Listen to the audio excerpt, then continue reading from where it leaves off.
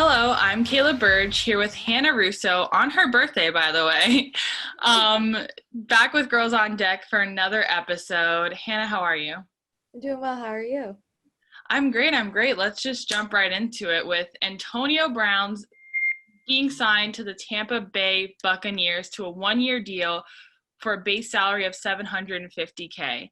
Now, a lot of people have mixed emotions. I personally have some of my own, but I want to know what you think of this first, Hannah. I honestly think this is going to be a great opportunity for him. He's worked with current head coach Bruce Arians before when he played for the Pittsburgh Steelers, so he's giving him a second chance, and this might be the opportunity that Antonio Brown needs to clear the mud off of his name and to go back out into the sports industry and prove why he was labeled one of the best wide receivers that the NFL has to offer. Yeah, I think his talent is something that honestly can't be denied around the board. No one, when anyone has opinions about him was never his talent that he was good enough. He's an amazing, amazing wide receiver. And that's something that people were worried about, him going in with Chris Godwin and Mike Evans of the Tampa Bay Buccaneers. But Mike Evans himself said he's an unbelievable talent. He's going to be an asset. So they seem excited. I know Bruce Arians is kind of on the fence about it. He's nervous, which I personally, I think it's a little risky. He's nervous. He said one strike, he's out. Tom Brady has fully taken this man under his wing. He's living with Tom Brady right now. But I know head coach Bruce Arians made it very clear to Tom Brady, one strike and he is out. Because, if you look at Antonio Brown's track record, it's a very lengthy and not pretty one. Back in December 2018, he gets into it Ben Roethlisberger. Then he's gone from the Steelers. Goes to the Raiders. Good. Everything's good for a little bit. Then he can't wear the helmet of his choice, doesn't show up to practice for days. Yeah. And then he gets into another scandal, and now he's asking on social media to be released from the Raiders. And then he goes to the New England Patriots later that year for a one-year deal, plays only one game before being released after sexual allegations made against him. So I personally don't know that it's worth the risk. Is it worth the headache that he will cause? He most likely will cause. We haven't seen him play since 2019, so maybe he's changed, maybe that, but his track record is lengthy and it is a headache. It is.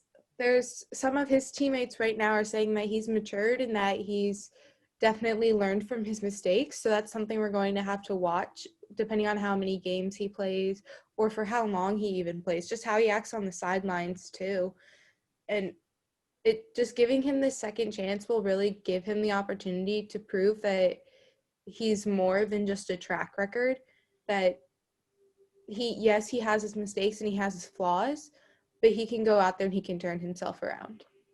Yeah, I agree with that. Again, I think it's too risky, but this is his pretty much his last chance. No team after this is going to want him if he messes up one more time. So he's really got to go out there and prove that he's a changed man. He's not going to cause any drama because that just messes with it.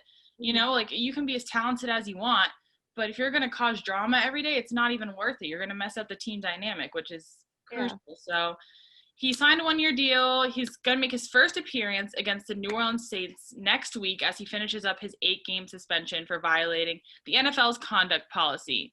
Now, going back to his talent, this may be good for the Bucs. They're number one in the NFC South with a 6-2 record.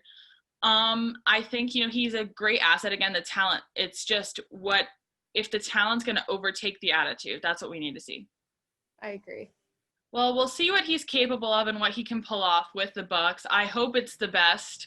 I don't know. Again, he's one strike and he's out, so he really has no room for error, but I think it'll be exciting to see what he can do.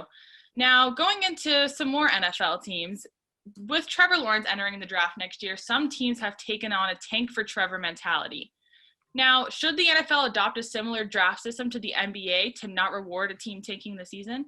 I definitely think they should, because you're looking at teams that really are very good and that need to work on rebuilding their name. And yes, they deserve to get good players to rebuild their name and to make their franchise what it once was in their peak era, but they shouldn't be rewarded right away when they're not having a good season. Yeah, I couldn't agree more. I think it's time to adopt that new system. For the NBA, whoever makes it to the playoffs doesn't get put in that lottery system there at the end of it, but the first 14 picks of the first round are decided by that lottery. So you don't have that conflict of, oh, the Jets are tanking because they want Trevor Lawrence.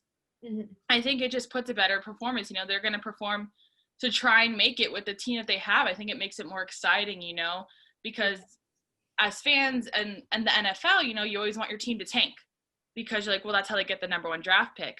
But if you take that away, then it makes it more exciting. Like, well, let's see how far we can get with this team because it won't even matter. We'll get our draft pick eventually.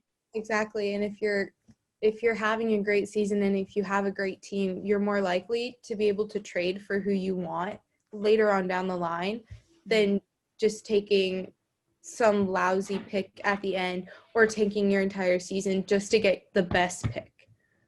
Yes, definitely. And I think it gives teams a fair chance, like if you're not the worst but not the best team, that awkward middle ground, maybe you can get Trevor Lawrence or maybe you don't. And so I think it makes it a little more exciting so you don't have teams like the Jags, the Giants, and the Jets all trying to just completely demolish their season, not win, just so that they can get a player like Trevor Lawrence. Exactly. And there's teams out there right now that need to continue to rebuild, like the Patriots and the Panthers and the Chargers. They're working on rebuilding their season, so hopefully they'll end up towards the beginning of the draft if the whole tanking mentality is what they're going for. But if it's not, they'll probably end up in the middle, and they'll still get good first-round picks, but it's not something that they should be rewarded with per se.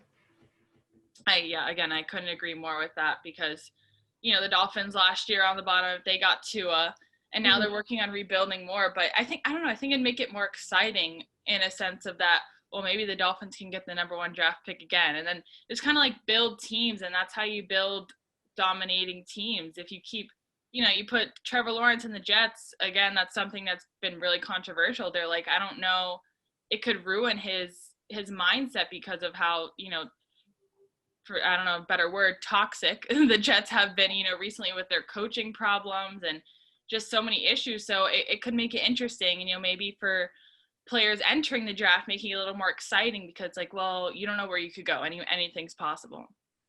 Exactly. And like if Trevor Lawrence stays another year, he's more likely to have a better team if they take away the system that they have now and put it in a lottery system, because then he's going somewhere that deserves him, not somewhere that's going to pick him and put their entire franchise on his back. Exactly. And that's always something, the bottom team is just like, they're desperate. So they're taking whoever's number one, typically. So the Jets would be desperate. The Giants are going to be desperate. The Jags. So, it being where it is now, but the likes of it are the Jets are just not it this season. So they would definitely get the number one pick most likely. So, it's just an interesting thing to think about, like, if the future of sports. I think now's the time, with coronavirus, rules are already changing. And the MLB, the National League got a designated hitter this season. That's something that's never been done before. So little things like that, and I think it's the time where you can experiment with rules like that and kind of get an idea for new ways of doing things to try and just make the sport a little more exciting, just move with the times, that type of thing. Yeah. No, it's something that they really need to figure out and have established by next season for the 2022 draft. Definitely. And, I don't know that it's something that'll happen anytime soon, but it's something to think about. The NFL is very traditionally based. So I think it's something that I don't know if it's ever been talked about in a corporate meeting, but maybe it has. Maybe they've already wiped it off the table a long time ago. But I just always think it's something to think about, definitely. No, for sure. And speaking of ever-changing coronavirus, LSU Athletic Department is losing $80 million in revenue this year, and the NBA is reporting $1.5 billion in losses. Now, at what point do sports start taking salary hits? Salary hits need to be taken when they realize their one person is making an excessive amount of money, at least $1 million more than one of their staff or their team members that is doing so much more behind the scenes than what that person could be doing in the spotlight. Yeah, I think it's going to be very tricky because, they're losing so much money from this year alone. Across the board, the country's losing money with this pandemic, and especially in sports. And that's something, always been $1 million industry, never really hurting. People always going to games. Well, now people can't go to games. You're not making that revenue. Not so many people are watching anymore, and it's really just taking a hit this season. You have people like Mike Trout with the $430 million contract, Mookie Betts with the $365 million contract, Patrick Mahomes with the $500 million contract, $503 million contract. I mean, these are just insane numbers. So are you going to take away from their contract? I don't know if that's going to happen. And then where do you take away the salary from? That's when it starts going into the little things. And I think it's just going to be extremely, extremely tricky. And I think they're probably all in their offices in this off season, just scrambling, trying to figure out what they're going to do. Yeah, and one thing I wasn't expecting to see was that Coach O at LSU was completely okay with the cut of his salary for this year. Like, he went from making over $1 million to cutting it back to in the hundreds of thousands. I mean, that's still a lot, and it's still a crazy amount of money to make for being a football coach, but he was more than willing to be like, yes, take the extra money that you're paying me and use it to continue to fund the guys and give them scholarships so that they can get their degree. And I think that's something to say about his character too, because at the end of the day, like, you're trying to make a living, but you can make a living off of a couple $100,000. You don't need these astronomical contracts. And I think a lot, like, these days, sports athletes are becoming more greedy with their salary. So it's nice to see someone like Coach O, taking the hit and be like, no, I'm passionate about my team. I'm going to take the hit. I want the players to do better. And I think it'd be nice if everyone kind of got that mentality, like LeBron James, a great player, but he's always greedy with the contracts, and people are just, these star athletes get a little greedy when they're not making the money. And even over this offseason in coronavirus, MLB players, some of them were taking to Twitter saying how angry they were that they weren't getting paid and this and that. And it's like, at the end of the day, like, everyone's hurting in this time, first of all. Yeah. And at the end, I think, Mike Trout making $430 million, is it deserved? Absolutely. He's arguably the best player in the MLB right now. But does he need $430 million? Like, no one needs that. It's just an astronomical amount. And it's something that over the years you just see getting higher and higher. I remember when Alex Rodriguez's contract way back when was like $200 million, and that was the biggest. And now it's continually, you're seeing it outdoing themselves. So it's something that now, if all these sports leagues are taking hits and salaries and money, where does that mean for the future of contracts? Exactly. And like you said, if all the athletes we're getting angry during quarantine, like, I'm not making my money right now, what are you doing with that salary? The same salary that you made last year, that you don't have any money? Because I know that some of my friends that are older than me that have jobs are actually suffering because they don't make nearly as much as you do. They don't even make half that. So what are you doing with your $430 million every year that you're suffering right now? Exactly. In that time, it's so tone deaf to me. Like, right, you're worried about losing a couple 100,000. Well, people are jobless, homeless. It's not the time to bring something like that up. And it's again, it's going to go back to it being just so confusing because, the MLB doesn't have a salary cap or minimum. So that's going to be tricky because they're already all across the board. You got someone making maybe like $100K, and then you got Mike Trout making $20 million a year. And so it's going to be interesting how they proceed with that. Personally, I think it's something that, the future of sports, I think in this time, coronavirus has kind of like mixed everything up, and the future of sports is very like up in the air. Obviously, sports will be around forever. That's not what I'm saying.